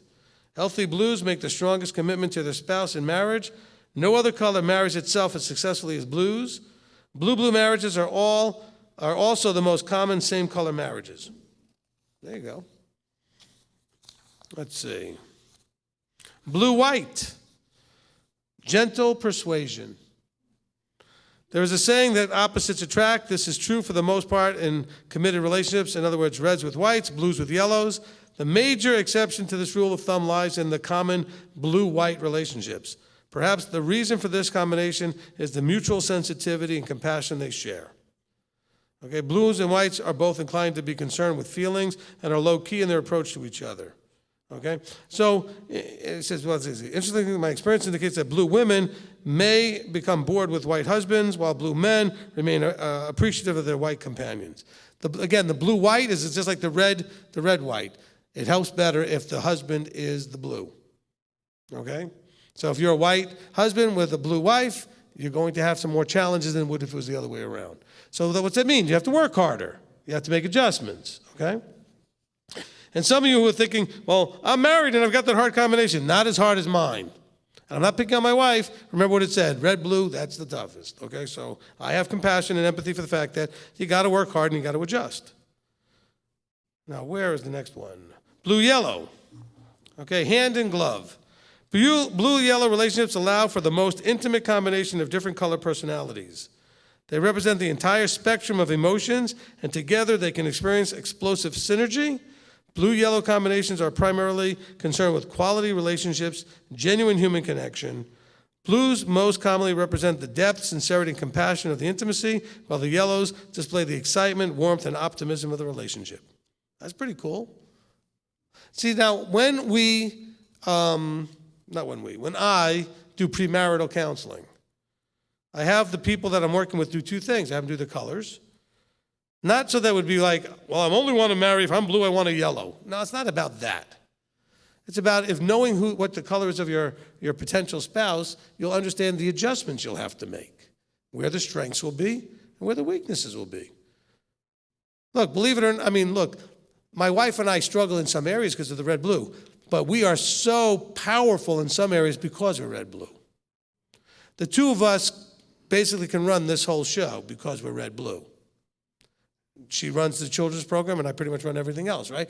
But it's that caring she has for the children that makes that program so great. I would not give it that level the way she does. I give this that level for the adults. We're such a powerful combination. But there's things that we have to work at. So the blue-yellow is very, very good there. Okay, let's see what's next. I think we might have covered, let's see. There's more blue, yellow. Man, I got a lot to say about the blue, yellows. Okay. White combinations, peace and tolerance. The white relationships are readily identifiable by their peace. White combinations are relaxed and patient. Hold on, the whites are listening. They do not expend excess energy on trivial power struggles or concern with details. This combination tolerates differences. They are both more comfortable ignoring irritating behavior than making it an issue. Therefore, what often creates serious conflict for other personality combinations hardly affects the white-white connection. You're welcome, whites. Okay. See, that's the yellow coming out of me. Okay. White, yellow, gentle fun. The relationship is about the nice guys or the nice girls. If you're having a relationship, it doesn't always talk about marriages here. They are affable individuals seeking an easy as opposed to difficult style of interaction with limited expectations. Neither chooses to hassle the other, neither is particularly keen about directing the other either. They can be excellent as friends and colleagues or parent-child, but rarely find themselves in a committed, intimate relationship because they both have trouble with intimacy in that level. Almost as if there is no compelling magnetism, they instinctively recognize the limitations of their companionship in surviving the rigors of daily living. Okay? I think that's going to be all the combinations. Yellow, yellow. I'm sorry. Here we go. Yellow, yellow. Yellow, was it the yellow who spoke up, or was it somebody that wanted to make sure the yellows didn't get left out? You were yellow? Okay, good. Because I could see a blue going, hold on, you didn't take the yellows in there. That's not right. So I just didn't know if it was a blue or a yellow that spoke up. Okay. The white wasn't going to speak up, and the red didn't care. Okay, there we go. Yellow, yellow. Okay? Because the red's already realizing, okay, he's got only 15 minutes more, let's get this over with. All right. Yellow relationships are as striking as neon lights on a street corner at night. They sparkle and shine for everyone to see. People rarely mistake this combination for anything else. Like two playful pups, they chase each other through life. Oblivious of the rest of the world around them, they are playful and fun. This combination definitely knows how to have a good time. Of course, there's much more paragraphs and more information for all of these things. So I think that it'd be really cool, for us to understand it. Now, there's two more things to kind of cover here, okay? There are, he kind of gives a little chart here. It says, so there are certain things that are complementary and certain things that are uncomplimentary in terms of being opposites. Red and blue are uncomplimentary opposites, okay? Red and yellow are complementary similarities. Blue and white are complementary similarities. Yellow and white are comfortable opposites, okay? Red and white are complementary opposites, and yellow and blue are complementary opposites. We've got a little chart. So notice that there's only one uncomplimentary opposite. Red, blue. Everything else is complementary something. Oh, well. It must be the red's fault. Okay, so, well, that's what the blues are going to say anyway. Aren't you? Of course you are. Okay, so I might as well own it before you say it. Well, it must be because you reds, Okay. Let me wrap it up with this. Okay, so we want to understand ourselves so we can understand others better. Then there's step 2. Step 2 is when you can learn the strengths. That's why you might want to get the book or something so you can go ahead and learn. Step 2 is you have to take all of your strengths, work with them, enjoy them, build them to even, because maybe you have strengths that are the strengths of your color, but you're not that strong in them. Embrace the strengths of your dominant color, but then also bring out as best you can the strengths of the other colors. That's where you find your balance. Figure out if you're blue, how to do the red or the white or the yellow, the strengths of it. Because remember, we talked about today the limitations. In the past, we've talked about the positives, all the strengths of the colors. And so the second part of that is to 2A and then 2B. 2A is, figure out the strengths of everything and try to bring them into your personality, into your life. But then also find your limitations that you have and find a way to start to minimize their effect in your life. Because some of you may realize that you have a color, but you only have its limitations. Not maybe your number one color, maybe your second or third color, you have it, but you only seem to have the limitations of that color.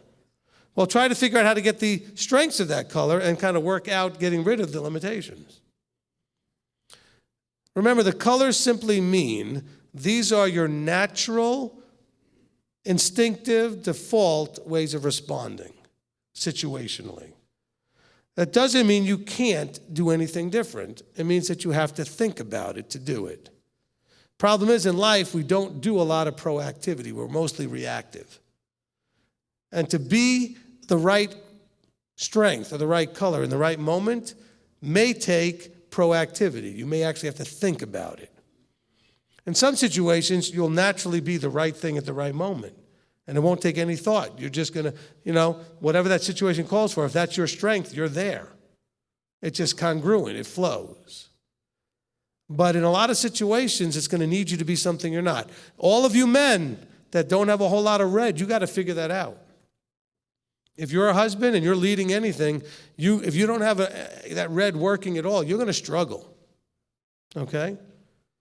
All of you blues, if you don't have enough white or red to balance all those emotions, you're going to struggle. Bring that out. All you whites and reds who don't have the right emotions or enough emotions because you're too just targeted, you need to embrace the yellows and blues level of emotion in the right way. The intimacy of the blue, the fun of the yellow, the peace of the white, the productivity of going from point A to point B of the red. You need to find a way to bring these things into your life in the right areas in the right way. And so that would help you become a much more rounded and balanced person. Okay, what does it have to becoming Yeshua like? Yeshua, we talk about being a Torah observant, fruit of the Spirit. We're not told that we have to become him like in personality. We want to become like him in character. I think we all can say that we enjoy the fact that we're all different. That's the personality. And you can bring out the strengths, but you're still going to bring it out the way you do it. I'm a very strong red. We have a couple of other strong reds in here. We're all a little different in the way we do it. Our flavors are slightly different.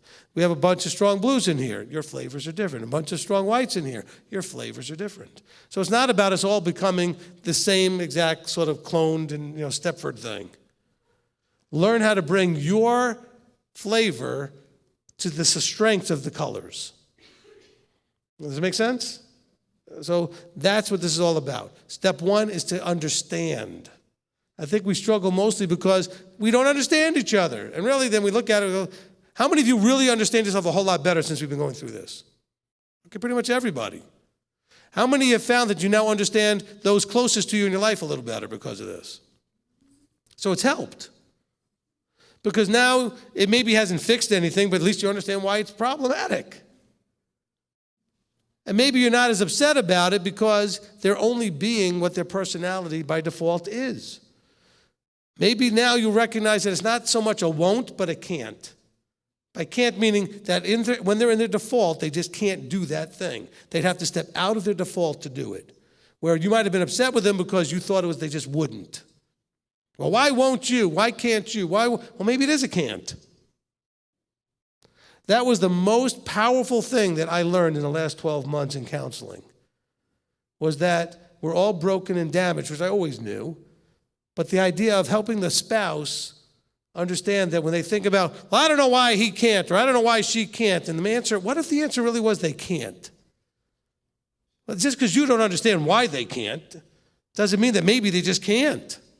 Maybe, you know what? I had a husband and wife I counseled, I think I've told the story already, where the wife was saying, I don't know why he can't say I love you or do that. And I talked to him. It never occurs to him to. It's just not there. It doesn't mean he doesn't love the person, didn't love her. It's just not even a thought to do it and express it in that manner. It's a broken piece. Could you tolerate your spouse a little more if you recognize that they are broken in that area? That doesn't mean that it's more enjoyable to live with that. Anybody in their life or close to them that's handicapped knows it's tough, whether it's psycho-emotional or physical. Dealing with someone handicapped makes it a lot more work to deal with them, whether to help them physically or to help them emotionally or wherever their struggle is. Problem is, we all look pretty normal because we're not diagnosed. We don't have a label on us. We're not walking around just in yellow, red, and blue shirts or white shirts. By the way, the whites would have been happy if I left them out. Okay? But you understand what I'm saying? We don't have that sign that says, please understand the way I'm behaving because I'm this. Okay? And besides which, we didn't even touch on the effect of the secondary and third, fourth colors. Now, in my life, if you're working with me, I'm fairly easy to figure out because I'm really only one color in almost every situation. But most people aren't. Most of you are blue sometimes, white sometimes, yellow sometimes, and red sometimes. And by the sometimes, I mean in that particular situation, you're that way all the time. But in different situations, you're always a different color. In another situation, you're always that other color. And so that gets confusing. I may be hard to deal with, but I shouldn't be confusing. You should expect I'm probably going to act red always. And sometimes I'll do it in a humorous way with that little bit of yellow, but that makes me somewhat harder to deal with in some ways, but easier to understand. The rest of you could be really tough to understand because you're like, I don't know, I thought my husband was white, but then all of a sudden he was acting blue. Wait a minute, but that's because he's not only one color. And then he was just all about yellow and he couldn't. Spouses, recognize that your spouse, look at their color spectrum. If they've got even a high single digit, they could walk in that just as good as if it was a 60 in that particular area of their life. Now, I have zeros. That's a little tougher. I don't walk in white or blue unless I think about it. And I understand enough for doing this for enough years. I'm not trained to teach this program, but I've been studying it for almost 20 years. I've used it. My wife and I took this test when we first got married. And I thought it was great. And I've used it at feasts and done things with people over that period of time. And I've used it when I counsel. And so I do understand it, fairly well, which is why I'm able to just take the book and kind of talk about you guys and all the different color spectrums from an understanding of it, okay? But I want this to help you be much more patient with each other, much more tolerant of each other, absolutely much more understanding of each other. We're told to dwell with each other with understanding, okay? And so we need to do that. So I'm hoping that this was helpful. Was it helpful? Yeah. All right, here we go.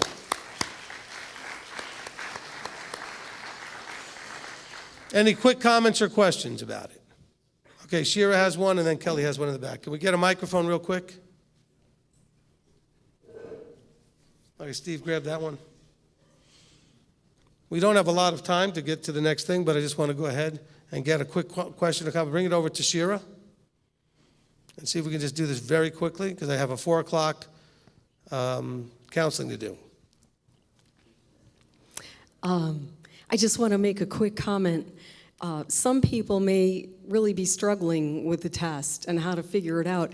And just by way of encouragement in my own testimony, I took the test 4 times over a period of 2 years before I felt satisfied that I really had the right combination. And I realized as I pondered it, one of the reasons for that was that I'm almost equal blue and yellow with a little white and no red. And my mom was very blue, and my yellow was very inconvenient for her. And so she squelched it. For so many years, I felt like there was a part of my personality that was not accepted. And if anybody's out there who has, a feeling like this test just doesn't feel right to me, maybe I should look at it again.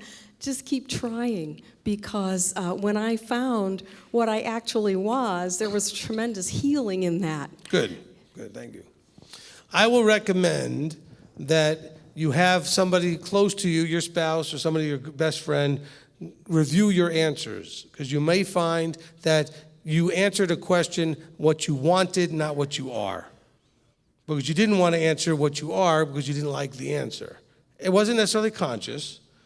I'll have to tell you something really funny. My wife and I did a different test before we knew about the color one. Somebody gave us tests to do when we were flying to New York to meet my family when we were first getting engaged, okay?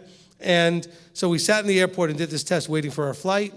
And then they gave us 2 copies each, so we could do one for ourselves and one for the other person to see how well we knew each other. Okay? And we each got about 3 wrong. And then in almost every case, we actually ended up agreeing that the other person was right about the things that we had gotten wrong after we talked about it. So we realized we really knew each other really well. Okay? So you may want to have somebody look at the answers you chose and help you to answer some of those questions. And then you may find your colors. Okay, and some of you have taken this more than once and found a surprise that your answers came out the same and your scores came out the same. Because you are what you are if you did it right. Look, I got 39 red out of 45 questions 20 years ago with 5 yellow and 1 white 20 years ago, with 6 yellow and no white this time. But I got 39 red both times, okay? It just came out the way it came out. And I knew which the answers were which color, and I really did try to figure out if there was any way I could answer a white or a blue answer. And a legitimate answer. Not like trying to spin anything. I just asked myself, am I just picking red just because it's red, or am I really not that blue? I mean, I really wanted to figure out, could I get any scores white or blue? And I didn't. There was just none of it, okay? So I don't know how I got the 1 white back 20 years ago, but I remember having 1, okay? Anyway, so I just wanted to bring that in there. So Kelly, real quick, and then we got to go or I'm going to miss my first appointment. I just had a question about an introvert versus an extrovert as relates to the colors. Like, my understanding of an extrovert is that they get energy from people, and then introverts, it like takes a lot of energy to be with people. So are some of the color, is that separate than the colors, or? Not really. You're going to have your reds and your yellows are going to be much more extroverted. Your whites and your blues can tend to be more introverted, okay? Certainly your whites, okay, are going to be much more introverted, all right? The yellows are going to be the most extroverted. The whites are going to be the most introverted. Okay, with blues being more leaning towards possibly the introvert, where you're going to, again, because their intimacy is their thing, but they like to be social, but they don't want to be quite the social level that a yellow is. Okay, and the reds are going to be much more extroverted because they have to lead and they have to be in front, and so they have to have a certain relationship there. But they're not going to be as life of the party and having fun as the yellow is going to be. Okay, so if you figure it out, so from total extrovert, you're going to have yellow, then red, then as you're going towards introvert, then blue, then white. Okay, on the spectrum. Did that help? Okay, let's have a closing prayer and we'll get out of here. Father, we want to stop what we're doing and pause and recognize that you made us this way, that you created us, that you gave us these distinct and unique personalities, and we appreciate that there are those that have studied the behavior of human beings and have discovered some patterns of behavior that we can be using to help us understand ourselves. And so we thank you for that understanding, and we ask that you would give us the wisdom and the strength to take the knowledge that we've just been given and make a relationship with that knowledge so that we can take that knowledge to understand ourselves and to understand others in a much more effective way as we have to do all that we do in a public sense. We do this in the context of a relationship of a community. So, Father, all colors are wonderful and all of them are challenging. None are better than any other ones.